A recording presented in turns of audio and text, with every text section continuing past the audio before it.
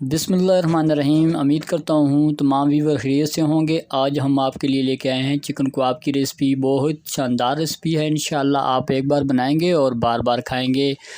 تو آتے ہیں ہم چکن کباب کی ریسپی کی طرف۔ تو آئے ہم آپ کو بتاتے ہیں چکن کباب کی ریسپی کیسے بنتی ہے۔ سب سے پہلے ہم یہ چاپر مشین لیں گے۔ چاپر مشین میں سب سے پہلے ہم نے چکن بون لیس ڈالا ہے، اس کے بعد ادرک اور سبز مرچ ڈال رہے ہیں۔ اس کے بعد ناظرین آپ کو ہم بتاتے جائیں کہ اس میں پیاز ہم ڈالیں گے، باریک کاٹ کے ہم نے رکھا ہوا ہے، تقریباً 1 گنڈی پیاز کی ہے سارے چکن میں۔ 1 kg چکن ہے۔ اس میں دھنیا ڈالیں گے حسب ضرورت، تھوڑی سی تو تھوڑی سی پالک ڈالیں گے اس میں، پھر اس کے اوپر چکن ڈالیں گے۔ تو بسم اللہ الرحمن الرحیم، انشاءاللہ یہ ابھی ہم آپ کو بتاتے ہیں۔ اس کو چاپر کریں گے۔ چاپر کرنے کے بعد ہمیں اس میں مسالے ایڈ کرنے ہیں، وہ آگے ہم جا کے آپ کو بتاتے ہیں۔ تو یہ اب چاپر مشین ہم چلائیں گے، تقریباً 2-3 منٹ میں یہ چاپر مشین چاپر کر دیتی ہے۔ تو یہ دیکھیں قیمہ ہمارا تیار ہو چکا ہے ماشاءاللہ۔ تو اس میں آپ لہسن بھی اگر کھاتے ہیں تو لہسن بھی ایڈ کر سکتے ہیں۔ اس میں آپ ناردانے کا بیج اگر پسند کرتے ہیں تو وہ بھی ایڈ کر سکتے ہیں۔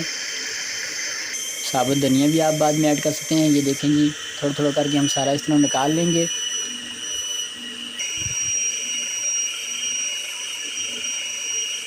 ماشاءاللہ قیمہ ہمارا تیار ہو چکا ہے۔ اب اس میں ہم 3 چمچ دڑا مرچ ایڈ کریں گے اور 3 چمچ زیرہ ایڈ کریں گے۔ اب 3 چمچ سوکھا دھنیا ہم اس میں ایڈ کریں گے۔ نمک آپ حسب ضرورت ڈال سکتے ہیں، جتنا آپ سمجھتے ہیں کہ آپ کو ضرورت ہے آپ چیک کر سکتے ہیں۔ تو اس میں انڈے بھی ڈال دیں گے ہم۔ اب اس کو اچھی طرح مکس کریں گے۔ مکس کرنے کے بعد ہم اس کو ہاتھ سے بھی گوندیں گے، لیکن ہم آپ کو نہیں دکھائیں گے۔ یہ مکس ہو چکا ہے تقریباً۔ اب اس میں ہم تھوڑا سا آٹا ایڈ کریں گے۔ اب ایک ٹکی ہم پکا کے چیک کرتے ہیں، نمک مرچ اور مسالے برابر ہیں تو ٹھیک ہے، ورنہ ہم اس میں مسالے اور ایڈ کر لیں گے۔ ماشاءاللہ بہت پیاری خوشبو آ رہی ہے۔ ٹکی ہماری تقریباً تیار ہو چکی ہے۔ اب ہم چیک کریں گے اس کو کھا کے، اس کے بعد ہم مسالے اور ایڈ کریں گے، اپنے حساب سے اب بنائیں گے۔ آپ دیکھ لیں جو میں نے مسالے بتائے ہیں اس طرح ایڈ کریں۔ اس کے بعد اگر آپ کو مسالے کم لگ رہے ہیں تو مسالے آپ اور ایڈ کر سکتے ہیں۔ ماشاءاللہ یہ دیکھیں بہت خوبصورت۔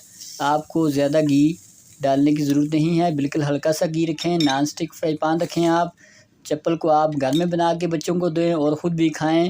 بازار کے گندے آئل سے بچیں۔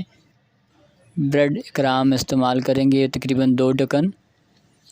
بریڈ کرام سے تھوڑی سی جان آ جائے گی چکن چپل کباب میں۔